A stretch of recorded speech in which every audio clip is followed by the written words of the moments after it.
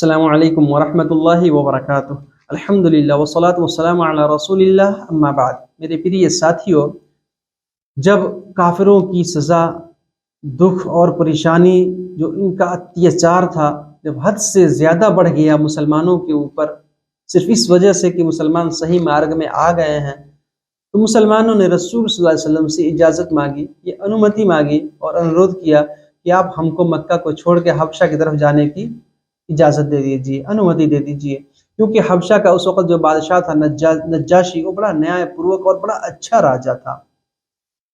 اللہ کے رسول صلی اللہ علیہ وسلم نے اجازت دے دی، اور صحابہ نے اپنے ایمان کو، اپنے دھرم کو، اپنے دین کو بچانے کے لیے اپنا مال، دولت، گھر بار سب کچھ چھوڑ دیا اور حبشہ کی طرف چلے گئے پرواز کر کے۔ حبشہ یہ آج کے اس یوگ میں آپ ایتھیوپیا سمجھ لیں، ایتھیوپیا ہی کا علاقہ حبشہ کہلاتا ہے، جو مکہ سے قریب ہے، یعنی سعودی عرب کے بعد یمن کے علاقے میں اس طرف سمندر کے پار یہ ایتھیوپیا ہے۔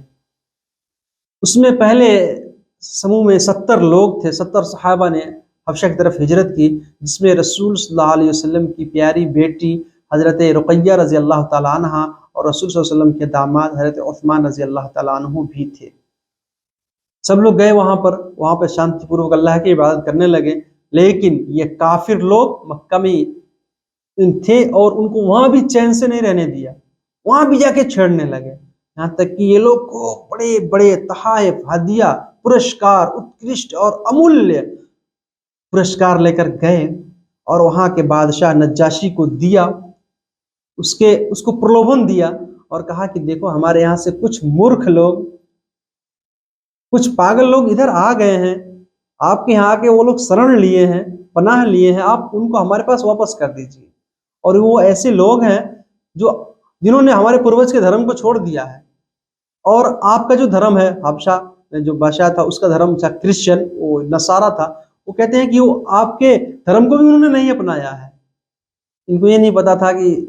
کون سا صحیح دھرم ہے، ان اتیاچاریوں کو، ان ظالموں کو۔ تو جب نجاشی بادشاہ کو پتہ چلا تو اس نے بلایا مسلمانوں کو اور ان سے ساری باتیں پوچھی۔ مسلمانوں نے بستار روپ سے ساری باتیں بتا دی لوگوں کو، نجاشی بادشاہ کو، اور عیسیٰ علیہ السلام کے بارے میں پوچھا۔ تو قرآن میں جو سورہ مریم کی آیت ہے، جعفر رضی اللہ عنہ نے اس کو پڑھ کے سنایا نجاشی بادشاہ کو، وہ بڑا خوش ہوا، کہا کہ یہ لوگ جو کہہ رہے ہیں یہی ستیہ ہے، عیسیٰ علیہ السلام کے بارے میں اس سے ستیہ اور کوئی بھی بات نہیں ہے۔ بڑا خوش ہوا وہ، اور کہا کہ اپنے یہاں آئے ہوئے شرناتھیوں کو، ان شرناتھیوں کو میں واپس نہیں کروں گا، جو ہمارے یہاں پناہ لیے ہیں ان کو میں یہیں پہ رہنے دوں گا، بلکہ اس نے اور ان کے سرکشا میں وردھی کی اور ان کو ہر طرح سے پروٹیکشن دیا، اور خود بھی الحمدللہ نجاشی بادشاہ نے بعد میں اسلام قبول کر لیا، اسلام سویکار کر لیا، الحمدللہ۔ میرے بھائیوں، اسی طرح سے اسی سال ایک اور واقعہ پیش آیا۔ اللہ کے رسول صلی اللہ علیہ وسلم کعبہ کے پاس گئے اور وہیں پہ نماز پڑھنے لگے اور سورہ نجم کی تلاوت شروع کر دی۔ وہاں پہ بڑے بڑے مشرک، بڑے بڑے کافر، مکہ کے بڑے بڑے لوگ وہیں پہ تھے۔ یہ لوگ ٹھٹا کر رہے تھے، ہنسی مذاق ایک دوسرے سے باتیں کر رہے تھے، اور وہ لوگ یہی چاہتے تھے کہ قرآن کو لوگ نہ سنیں، اس سے پہلے انہوں نے قرآن کو دھیان پوروک کبھی نہیں سنا تھا۔ اللہ کے رسول صلی اللہ علیہ وسلم نے جب سورہ نجم کی تلاوت شروع کی، سورہ نجم، قرآن کی تو ہر آیت چمتکاری ہے، لیکن سورہ نجم ایک بگلی، یعنی ایک عجیب قسم کی صورت ہے، بھاشک اور شابدک روپ سے پڑھیں، وَالنَّجْمِ إِذَا هَوَى مَا ضَلَّ صَاحِبُكُمْ وَمَا غَوَى وَمَا يَنطِقُ عَنِ الْهَوَى، معنی کے اعتبار سے بھی اور لغت کے اعتبار سے بھی بڑی عجیب صورت۔ پڑھنا شروع کر دیا، سب لوگ ایک دم آشچर्य چکت ہو گئے، اتنے پربھاوت ہوئے کہ انہوں نے اپنی ساری باتیں چھوڑ دی، اللہ کے رسول صلی اللہ علیہ وسلم کے آواز کو سننے لگے، یہاں تک کہ جب آپ صلی اللہ علیہ وسلم نے سورہ نجم کی آخری آیت پڑھی، فَاسْجُدُوا لِلَّهِ وَاعْبُدُوا، تم لوگ اللہ کے لیے سجدہ کرو، اللہ ہی کی عبادت کرو۔ میرے بھائیو، وہ لوگ اتنے آکرشت ہوئے، اتنے پربھاوت ہوئے کہ وہ لوگ اپنے آپ کے اوپر نینترن نہ کر سکے، اپنے آپ کو قابو میں نہ کر سکے، سارے لوگ اور سب لوگ سجدے میں گر گئے اللہ کے رسول صلی اللہ علیہ وسلم کے ساتھ، سب لوگوں نے سجدہ کیا،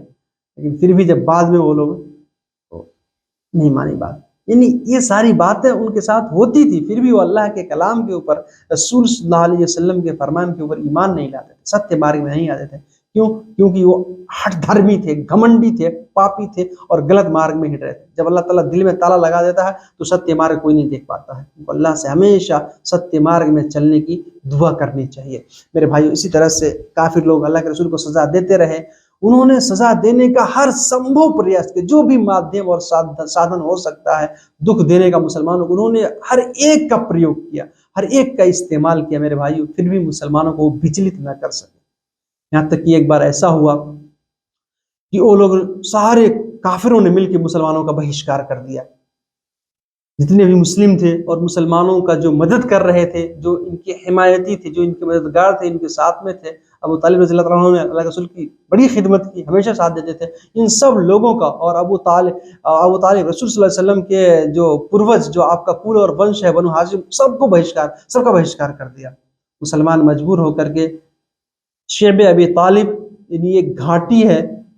وہیں پر جا کر کے یہ لوگ پناہ لیے۔ انہوں نے کہہ دیا کہ کوئی بھی ان سے نہ لین دین رکھے گا، نہ خرید اور بکری کرے گا، نہ ہی ان سے کوئی مترتا رکھے گا، نہ ہی ان سے کوئی سمبند، کچھ نہیں رکھے گا۔ انہوں نے ایک کاغذ میں لکھا اور کاغذ کو لے جا کے کعبہ کے اوپر لٹکا دیا۔ میرے بھائیوں، مسلمان بہت تنگ، بہت پریشان، بہت مجبور ہوئے، درخت کے پتے کھانے پر مجبور ہو گئے، کچھ نہیں تھا ان کے پاس۔